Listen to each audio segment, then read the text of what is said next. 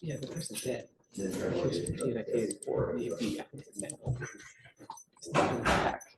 Right over there.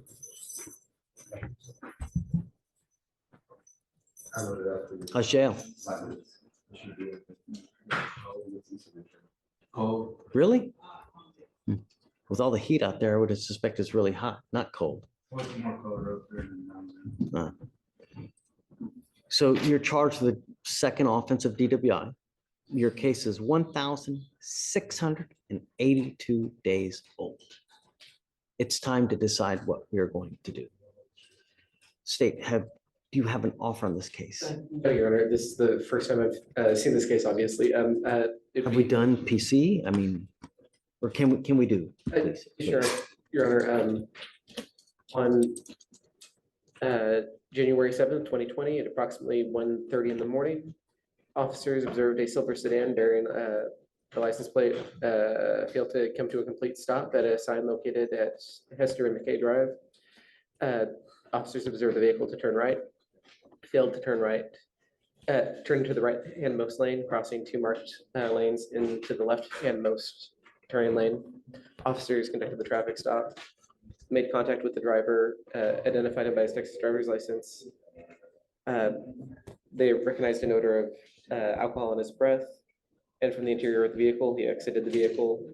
Officers then observed the defendant to have red bloodshot eyes and slurred speech. He admitted to having 2 shots of liquor and 2 Michelob beers, 4 of 6 for HGN, 4 of 8 for walk and turn, 2 of 4 for one leg stand.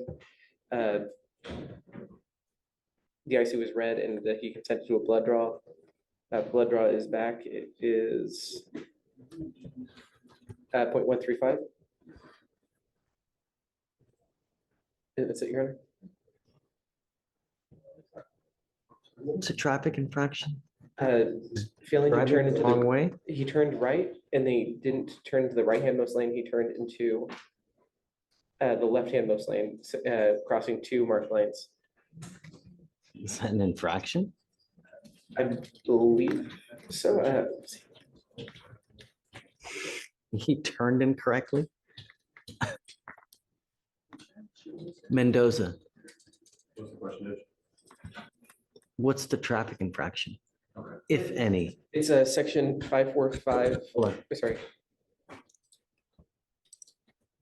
Okay, 545. 101 or 101. To make a right turn at an intersection, an operator shall make both the approach and turns as closely as practicable to the right-hand curb or edge of roadway. To make a right turn at an intersection, an operator shall make both the approach and the turn as closely as practicable to the right-hand curb or edge of the roadway. You're saying he made a right-hand turn? It turned into the left lane of the new road. They also alleged failed to stop to complete stop at a stop sign. Those 2 traffic infractions.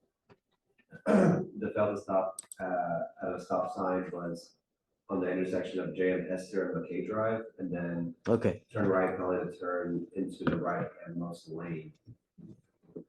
So right turn, so failed to stop. And I see the failing to stop at a stop sign on the other one. But Mr. Mendoza, there is probable cause to go forward with your case. Are you planning on bonding out? well, I was planning, but I haven't had that phone call yet. Okay, I've appointed your lawyer. Your lawyer can help you out with that situation. I am advising you that if you do bond out, you will be required to wear an ankle monitor prior to your release. On your other ankle, I'm going to put a SCRAM monitor so I know that you're not consuming alcohol. And I'm ordering you not to consume alcohol or illegal drugs. And I'm going to tell you now, if you fail to ever show up in court, I'm going to make your bond so high, your head's going to split in half. Do you understand? Not only that, it is now time to make a decision on what we are going to do. So I will give you guys one setting to make that determination. If you bond out, you will be required to meet with Sonia to figure out where we're going to go. If not, if you're not able to bond out, we will get the evidence and we will bring it back and show it to you in there so that you can make an informed decision. Do you understand? Yes, sir. Do you have a Texas driver license? No, yeah. Then you are not allowed to drive. You will be signing an affidavit with me today, promising me you're not going to drive. And the worst possible thing you can do in this life is get into a car and drive. I don't care if Mother Teresa needs a ride to church. Do you understand? You get into a car and drive, I will have a contempt hearing. You'll be facing an additional 6 months in jail and a $500 fine every time you get into a car because it's an offense in of itself. Understand?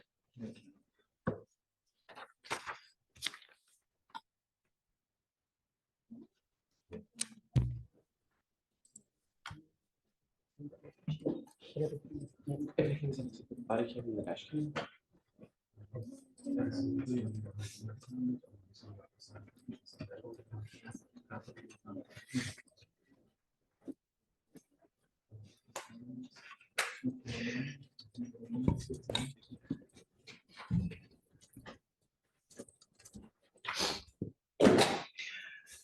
Because it's a second offense, typically we require people who are going to drive to have an interlock in their car, but because you're not driving, that's why, and I can't trust you to do things on the up and up.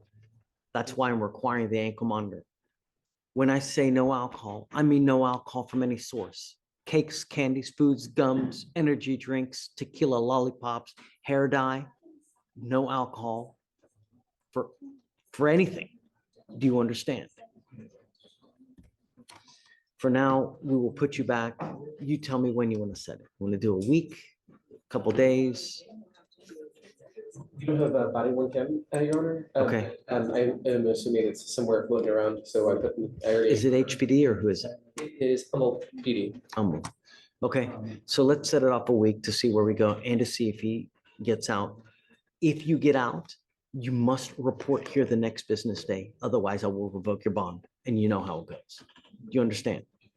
Okay. So give us a second, then. Where did Victoria? I